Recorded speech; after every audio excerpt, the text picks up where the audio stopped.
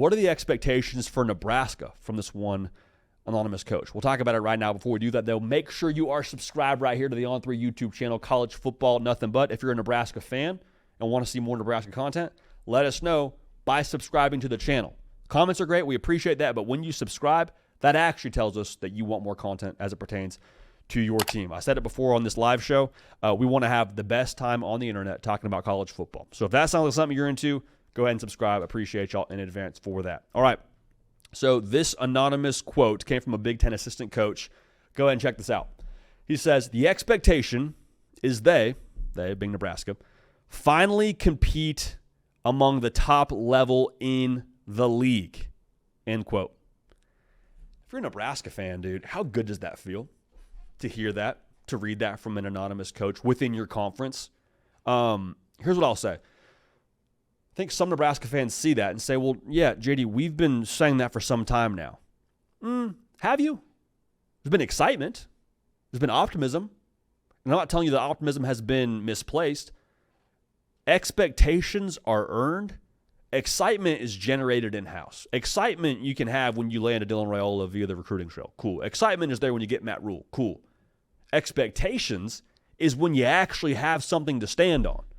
Last year for Nebraska, you ended the bowl drought. Cool. You won a bowl game. Cool. You had a first-year starting quarterback. It was up, it was down, but you saw flashes. You saw a different caliber of player at quarterback than you've had Lincoln for some time.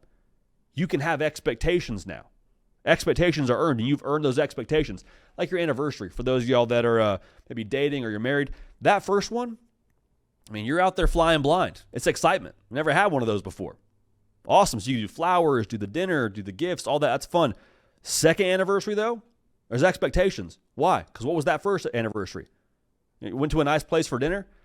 Better be nicer. That first gift that you bought was maybe $50. I wouldn't be afraid to go and spend $75, $100 for that dinner or for that gift the second time around. Expectations come from something that actually can be stood upon.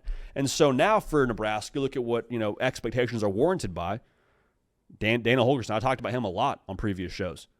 The way that he elevated Dylan Raiola and seemingly made all of it make more sense to him as a passer, averaging 70% completion percentage when he took over the offense, him being Dana Holgorsen, and now he's a full year to build his system. Matt Rhule from year 2 now to year 3, they continue to kind of elevate from a win total perspective. 2025, you play 4 true road games. Year 2 starter at quarterback, all these things. There is real reason for expectation for Nebraska. When you look across the conference, look at their schedule, it's all there. Like Nebraska is no longer this lovable loser. Oh, man, I hope Nebraska with that fan base, they deserve it. I hope they can get to a bowl. You did all that.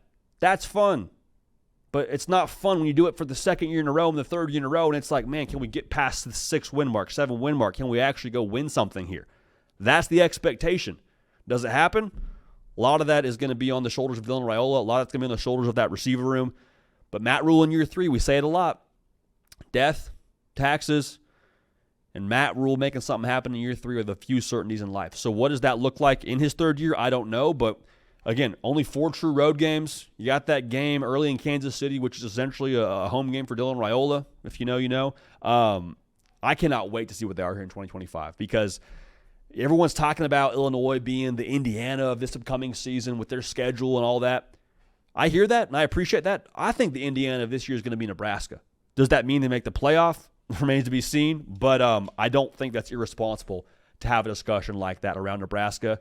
And this anonymous Big Ten assistant coach is saying just as much. So Nebraska, there's no more lovable loser. There's no more, oh, good for them, excitement. It's like, no, real expectations because you've earned those expectations. So pressure makes diamonds, but pressure is privilege. It's a privilege they've earned out there in Lincoln.